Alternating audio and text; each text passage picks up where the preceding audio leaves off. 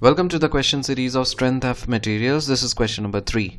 A metallic rod of 500 mm length and 50 mm diameter, when subjected to a tensile force of 100 kN at the ends, experiences an increase in its length by 0.5 mm and a reduction in its diameter by 0.015 mm. The Poisson's ratio of the rod material is. So let's make a diagram for this. There is a metallic rod whose length is given as 500 mm. Its diameter is given as 50 mm. Okay, and this is subjected to a tensile force of 100 kN. So let me show this.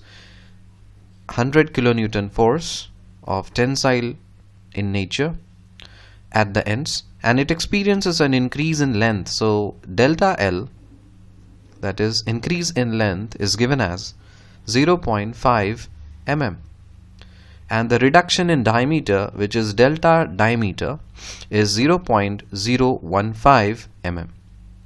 Okay, so of course, since this is elongation, so of course this will be positive in nature, and this delta is negative in nature. You know this because of course if you are applying some tensile force, so one dimension will be increasing, other dimension which is lateral to that will be decreasing. That is a common sense thing. Okay, so what is the Poisson ratio? We know that Poisson's ratio formula is minus of lateral strain to that of linear strain